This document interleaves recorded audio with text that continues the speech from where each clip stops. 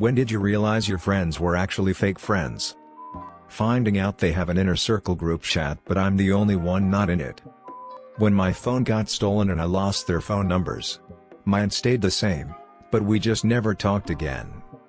I was invited to the bachelorette party for one of the friends in this group. While at the party, I figured out that I was the only person not invited to the wedding.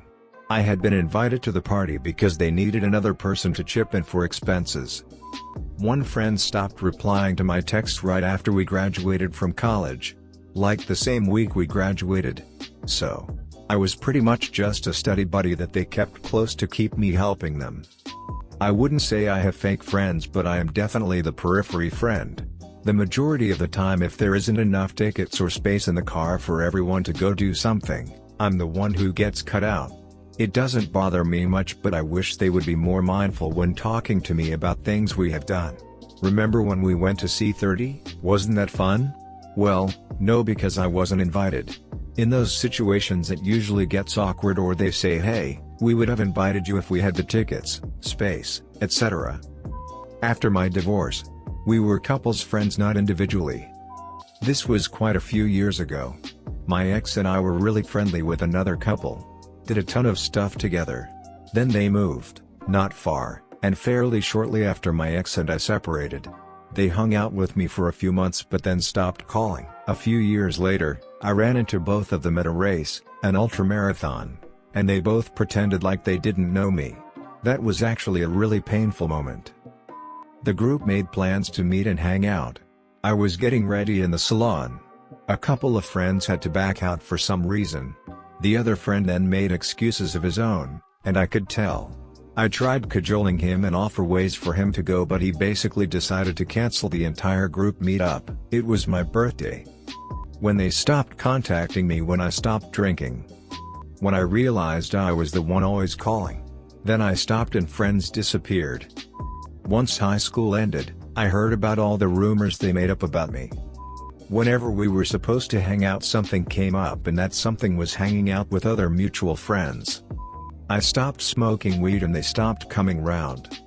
When I went through a divorce and was down to $700, most difficult period, and weeded out all those who friended me for my generosity because I was well settled. Started over and have like 2 true good friends.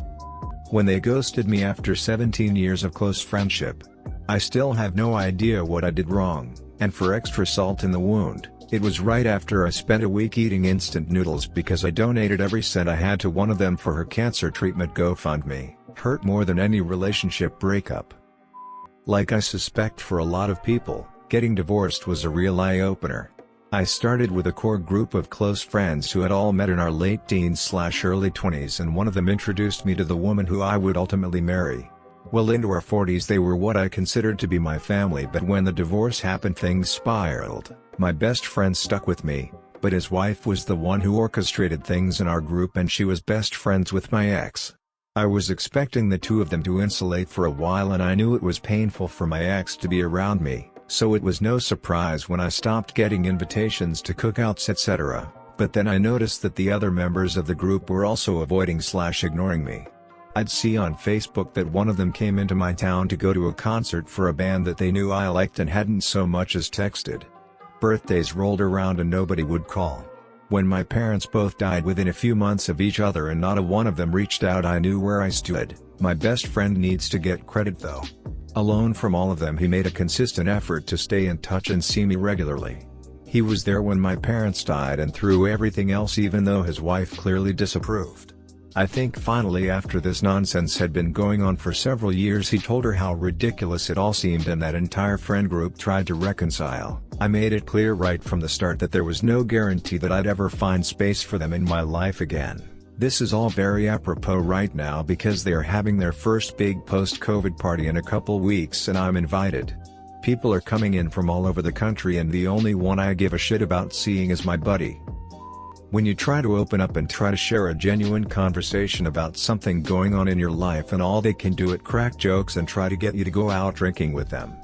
Made me realize how surface level many friendships really are. Then you have the opposite of that, 3 guys I've known since I was a freshman in high school.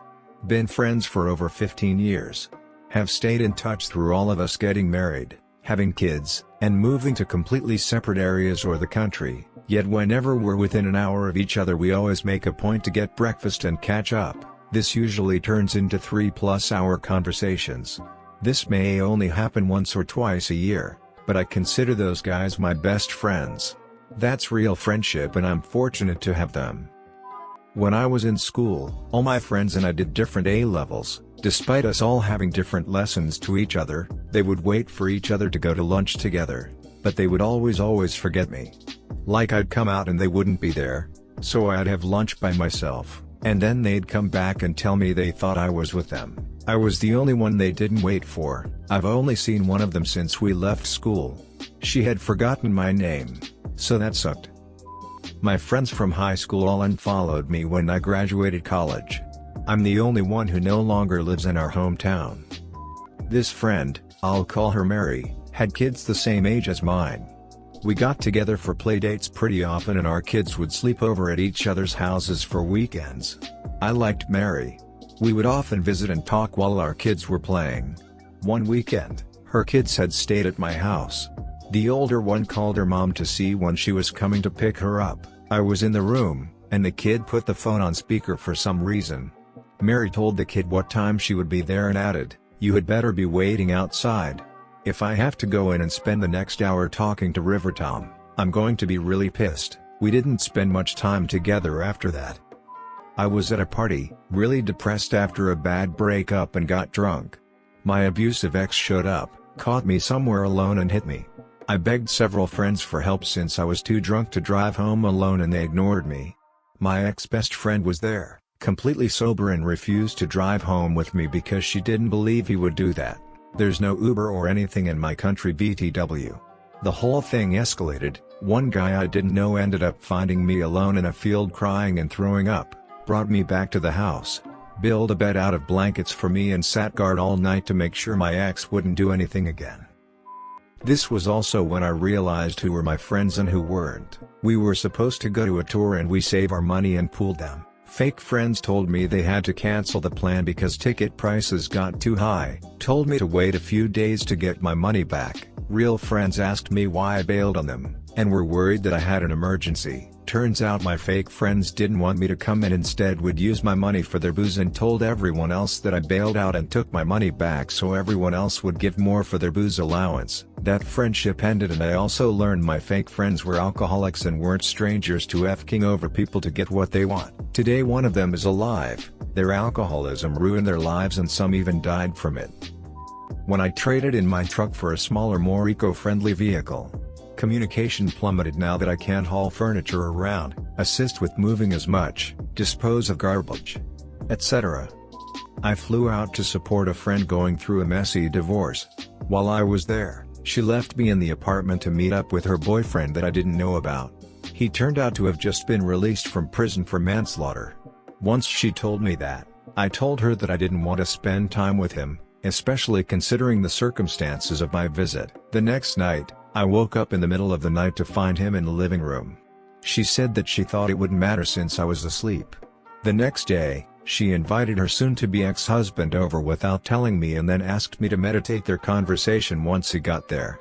That conversation turned ugly fast, and she ended up storming out. He broke down and asked if I thought it was salvageable, and I told him that she had already moved on.